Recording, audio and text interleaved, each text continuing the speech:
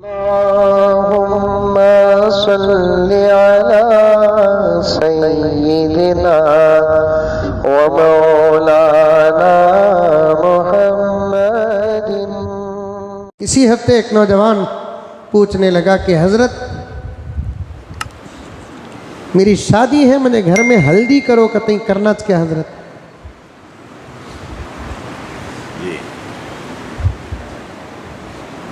وہ سوال نکاح کا تو آج کی ہلدی لگاتے نہیں، کیا کی کرتے؟ الحمدللہ نہ میرا ہوا نہ میرے بچوں کا ہوا۔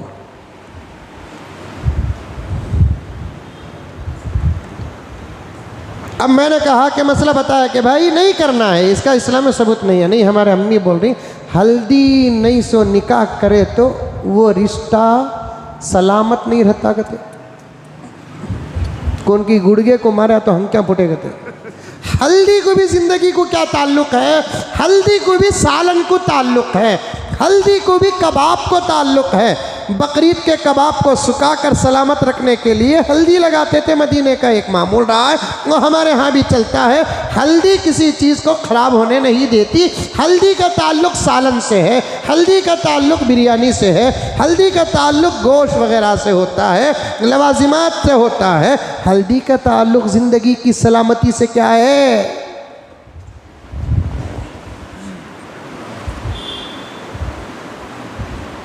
اب اسے ایک بہت بڑا مسئلہ سمجھ گئے ہیں۔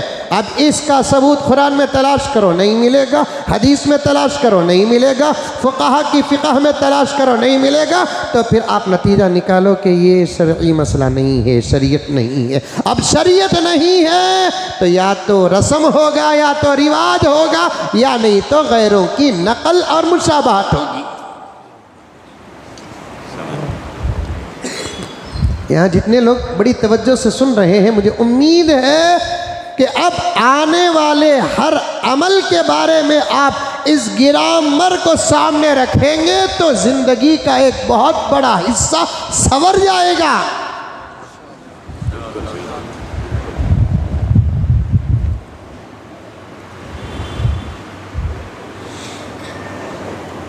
کئی دن پہلے ایک صاحب پوچھے مجھے ایک مسئلہ رکھ کر، حضرت یہ کرنا کہ نہیں کرنا؟ میں نے کہا کہ نہیں کرنا۔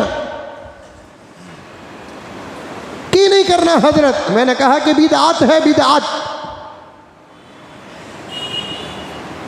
پھر انہیں سوال کریا بدعت کسے کہتے ہیں؟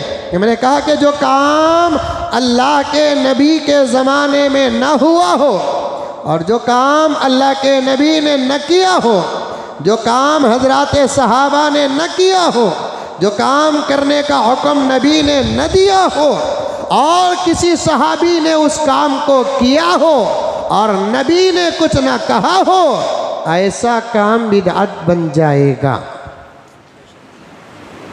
تب انہیں بول رہا حضور کے زمانے میں فیانہ بھی نہیں تھے نا رہتے۔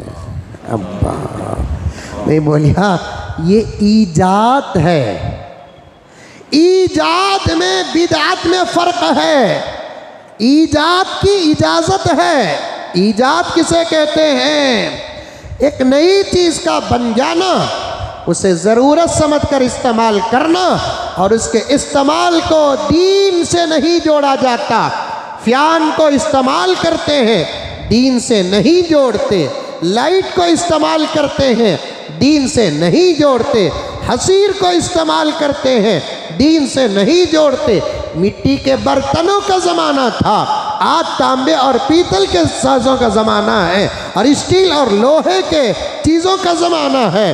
جیسے جیسے زمانہ آگے بڑھے تو ان چیزوں کا استعمال ہوتا ہے، اور ان کے استعمال کو دین نہیں سمجھا جاتا، ان کے استعمال کو سنت سمجھا نہیں جاتا، ان کے استعمال پر ثواب کی امید نہیں رکھتے، تو ایسے چیزوں کو بدعت نہیں کہتے، ایسی چیزوں کو ایجاد کہتے ہیں۔ ایجاد کی اجازت ہے، بدعت کی اسلام میں اجازت نہیں ہے۔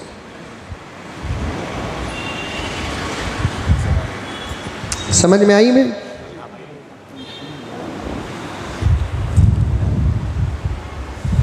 صبح نکاح کا تو آج کو سے بھی کلر کا کپڑا پہنو، وائٹ پہنو، بلو پہنو، گرین پہنو، بلیک پہنو، لیکن پہنے بغیر ہو نو۔ پہنو. لیکن صبا نکاح کا تو آج یلو کلر ہی پہننا بول کر جو بولتے ہیں. ابھی سے شریعت کا مسئلہ معلوم کرنے کے لیے کیا یہ حکم شریعت کا ہے یا نہیں ہے معلوم کرنے کا ایک بہترین طریقہ میں نے آپ کے سامنے بتا دیا.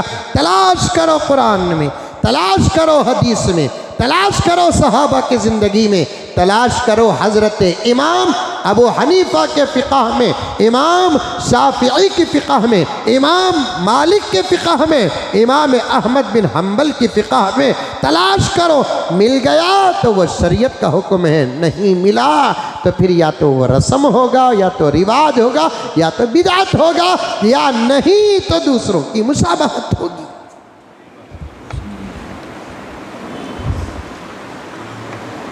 پردہ نشی میری مائیں اور بہنیں، اگر تم اس گرامر کو سمجھ گئی تو پھر تمہاری زندگی سے ہزاروں بدعتیں، رسوم و رواج، توہمات، غلط خیالات ختم ہو جائیں گے. کیونکہ جو شریعت ہے وہ قرآن میں ہے، جو قرآن میں ہے وہ شریعت ہے. قرآن کو مٹانے کی کوشش کرتے کرتے ہار مان کر دشمنان قرآن، دشمنان اسلام اب شریعت کو بدلنے اور مٹانے کی کوشش کر رہے ہیں. قیامت تک شریعت کا ایک حکم بھی نہیں مٹے گا، ایک مسئلہ نہیں بدلے گا، ایک مسئلے کو ختم نہیں کر سکتے. اس لیے کہ اللہ تبارک و تعالیٰ نے وضو کی حفاظت کا وعدہ، نماز کی وضو کی حفاظت کا وعدہ، روزے کی حفاظت کا وعدہ، شریعت کے ہر ایک مسئلے کی حفاظت کا وعدہ کرنے کے بجائے قرآن کی حفاظت کا وعدہ کر دیا اور بتا دیا قرآن سلامت تو تمہارے غسل کے احکامات سلامت، قرآن سلامت تو تمہارے وضو کے احکامات سلامت، قرآن سلامت تو تمہارے نماز کے احکامات سلامت، قرآن سلامت تمہارے روزے اور زکوٰۃ اور حج کے احکامات سلامت، قرآن سلامت تمہارے تجارت کے احکامات سلامت، قرآن سلامت تمہارے نکاح کے احکامات سلامت، قرآن سلامت تمہارے طلاق کے احکامات سلامت، تمہارے خلا کے احکامات سلامت، تمہارے نفقہ کے احکامات سلامت،